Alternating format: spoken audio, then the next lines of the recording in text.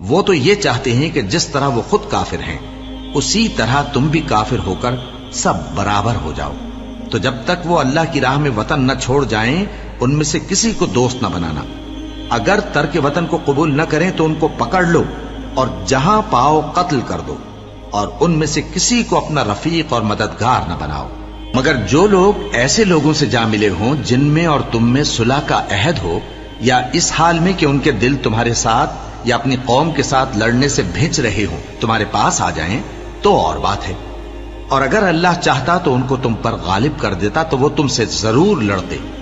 پھر اگر وہ تم سے کنارہ کشی کریں یعنی تم سے نہ لڑیں اور تمہاری طرف صلح کا پیغام بھیجیں تو اللہ نے تمہارے لیے ان پر زبردستی کرنے کی کوئی سبیل مقرر نہیں کی۔ تم کچھ اور لوگ ایسے بھی پاؤ گے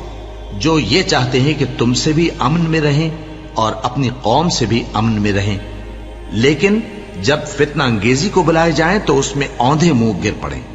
تو ایسے لوگ اگر تم سے لڑنے سے کنارہ کشی نہ کریں اور نہ تمہاری طرف پیغام صلح بھیجیں اور نہ اپنے ہاتھوں کو روکیں تو ان کو پکڑ لو اور جہاں پاؤ قتل کر دو۔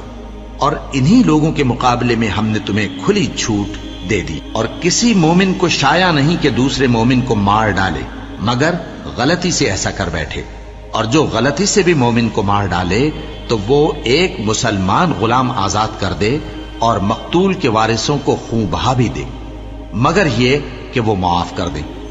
پھر اگر مقتول تمہارے دشمنوں کی جماعت میں سے ہو اور وہ خود مومن ہو تو صرف ایک مسلمان غلام آزاد کرنا چاہیے، اور اگر مقتول ایسے لوگوں میں سے ہو جن میں اور تم میں صلح کا عہد ہو تو وارثان مقتول کو خون بہا دینا اور ایک مسلمان غلام آزاد کرنا چاہیے، اور جس کو یہ میسر نہ ہو وہ متواتر 2 مہینے کے روزے رکھے۔ یہ کفارہ اللہ کی طرف سے قبول توبہ کے لیے ہے، اور اللہ سب کچھ جانتا ہے، بڑی حکمت والا ہے۔ اور جو شخص کسی مسلمان کو قصدن مار ڈالے گا تو اس کی سزا دوزخ ہے جس میں وہ ہمیشہ جلتا رہے گا، اور اللہ اس پر غضبناک ہوگا اور اس پر لعنت کرے گا، اور ایسے شخص کے لیے اس نے بڑا سخت عذاب تیار کر رکھا ہے۔ مومنو، جب تم اللہ کی راہ میں باہر نکلا کرو تو تحقیق سے کام لیا کرو، اور جو شخص تم کو سلام کرے اس سے یہ نہ کہو کہ تم مومن نہیں ہو، کہ اس سے تمہاری غرض یہ ہو کہ دنیا کی زندگی کا فائدہ حاصل کرو۔ سو اللہ کے پاس بہت سی غنیمتیں ہیں، تم بھی تو پہلے ایسے ہی تھے، پھر اللہ نے تم پر احسان کیا، چنانچہ آئندہ تحقیق کر لیا کرو۔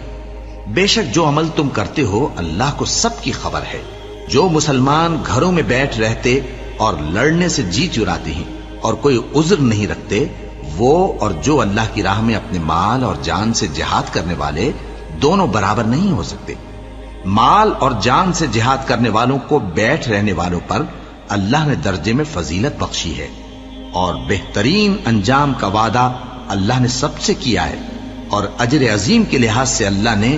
جہاد کرنے والوں کو بیٹھ رہنے والوں پر کہیں فضیلت بخشی ہے، یعنی اللہ کی طرف سے درجات میں اور بخشش میں اور رحمت میں، اور اللہ بڑا بخشنے والا ہے، بڑا مہربان ہے۔